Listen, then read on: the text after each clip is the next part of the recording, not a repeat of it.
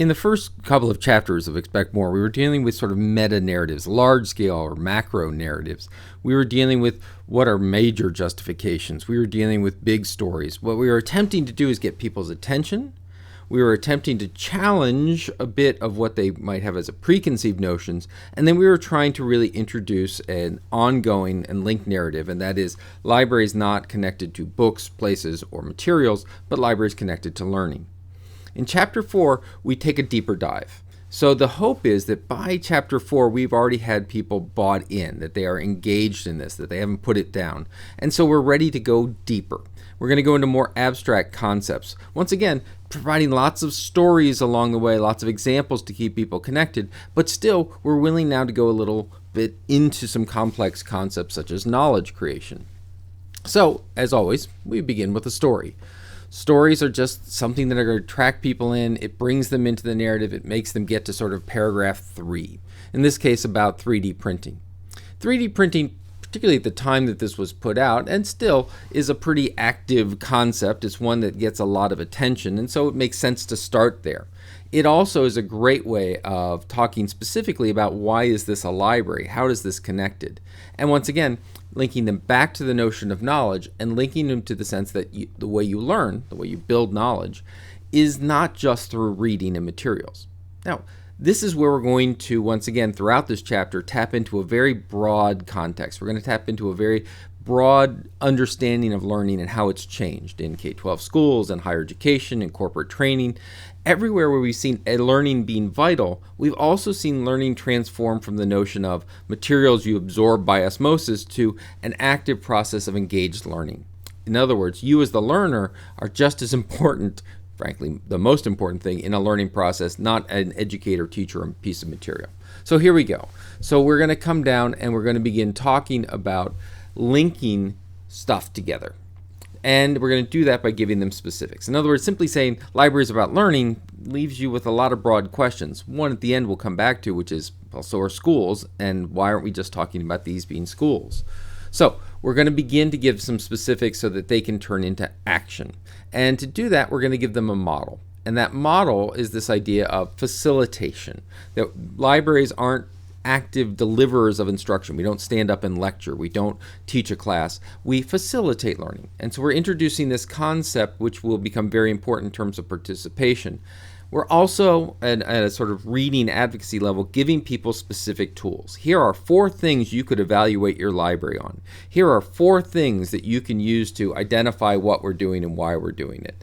People want that model, right? We've already built the broad narratives. Now let's get into some of the specific tools. And that's, the book is a tool, but so are these 4 means of facilitation. So we're going to peel that onion. We're going to get down to specifics. And then what we do almost instantaneously is we do a deep dive into knowledge.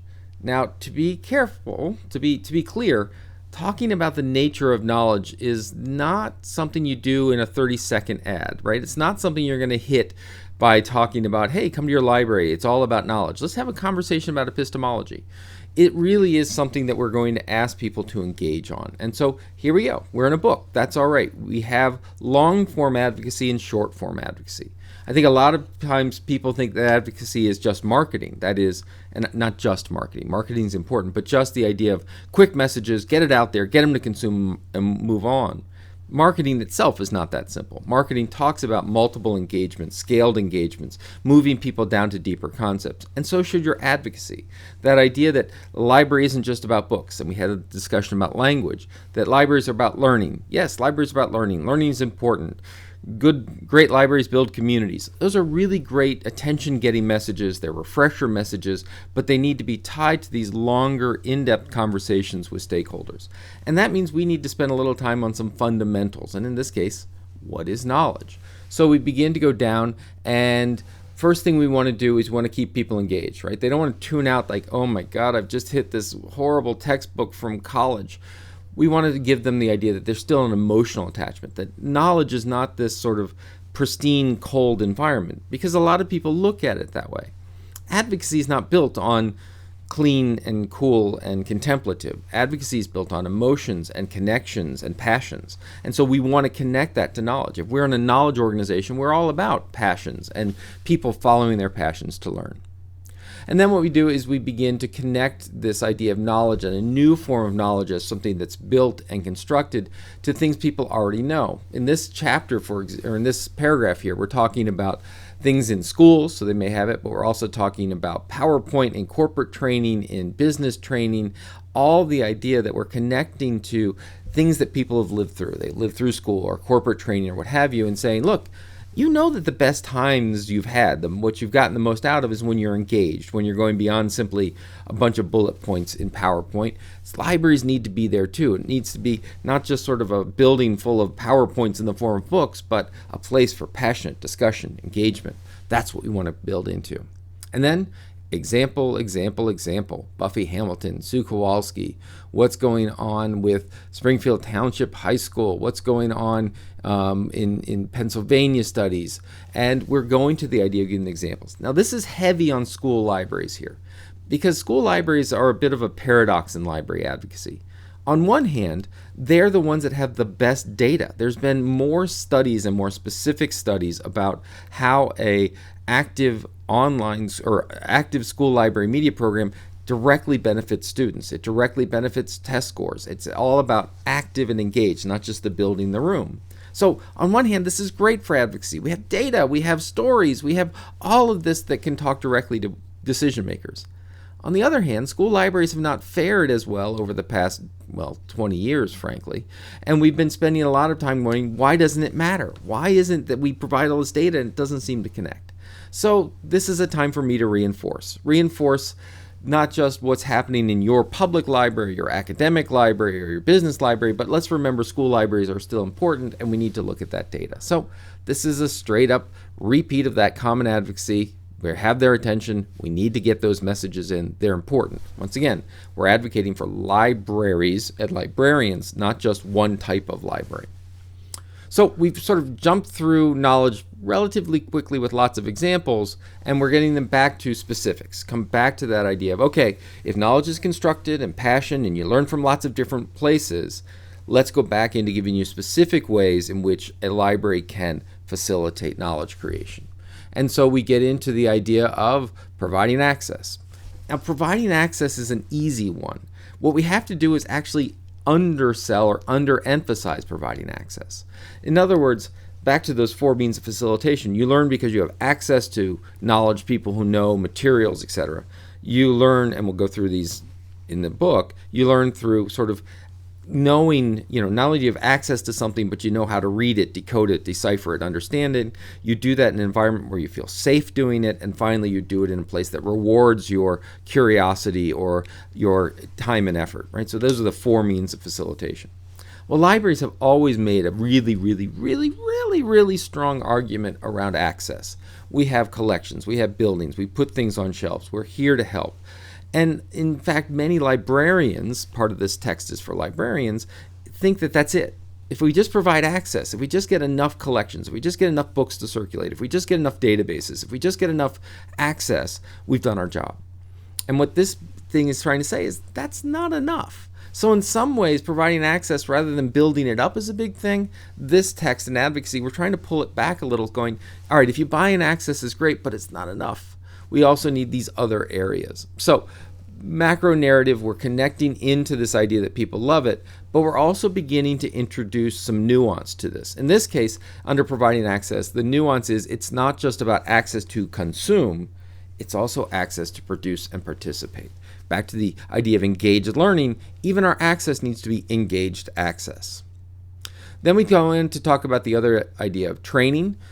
In my librarian-oriented books and materials, the Atlas and Field Guide, we call this knowledge creation, that idea of that we're helping people learn. Here, just to make it an easier discussion to link to what people already know, we're using the terminology of training. That, once again, we're differentiating ourselves from, say, a formal classroom, but we're still keeping the idea that people know, oh, okay, I need training, I need to get access. So that's where we are. We're trying to connect things that they understand, and that frankly already people know that libraries do, and we're trying to then put them in this framework. Oh, you have collections over here because you need access. Oh, you need to do more than just provide books, but ways of experience and programming. Okay, now I understand why my library is doing that. Oh, I always wondered why you do training sessions and why you teach Microsoft Word and resumes and etc. when aren't you just the access business? But oh, now I see how those fit together. So we're just sort of building from accepted, and moving on. Once again, lots of stories, not just in public libraries, but libraries of all type, because we want not only this book to be useful for advocating in lots of different library types, we also want any one group, public librarians, school librarians, or rather supporters of, to know that good ideas come from beyond just their own system. So we're pushing this larger idea of libraries and librarianship not being specific type, but larger concepts. We get into the idea of providing a safe environment. Once again, this isn't that crazy. People always like the idea of libraries as havens, as places of study, rest, as escaping. We've challenged that a bit, but we still like the idea of havens. You have to be, feel safe in order to learn, whether that's in a loud environment or a quiet environment or whatever your community needs. But the trick in this chapter doesn't come until we begin talking about intellectual safety. So one thing we need to know is that one of the core values of librarianship, what we teach librarians all the time, is that of the idea of free access to information, that libraries should be a safe place to explore dangerous ideas, that we are against censorship, that we like banned books. In other words, we take pride in this, in a profession of free and unfettered access to information and engagement with that information, but we do have to realize that many people see that as an extreme view.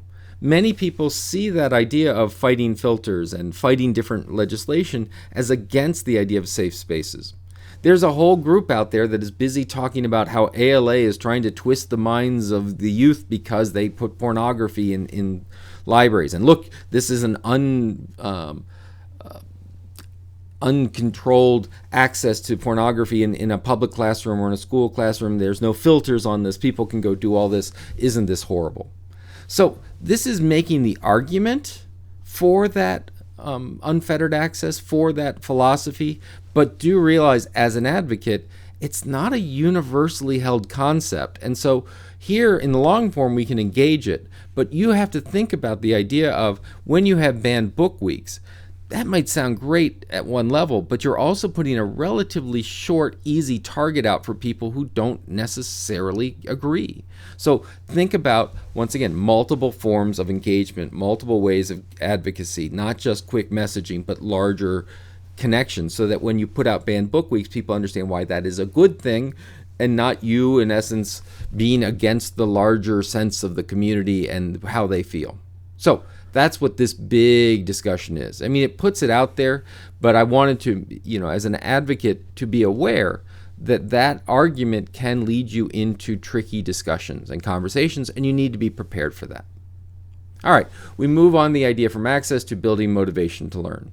Now, once again, here's a generally well-accepted concept around libraries. They're motivating spaces or places for the self-motivated to go to. People can go and explore and learn on their own. And what we're going to begin doing in this section is connecting that to another concept, and that is to truly motivate a community, motivate them for support, motivate them to learn, motivate them to work with their library, etc.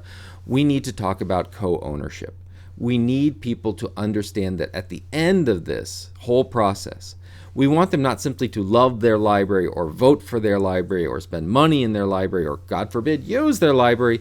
We want them to own their library. We want them to feel like this is my space. I have a stake in it. Even if I may not go to it every day, it's my library. I co-own it.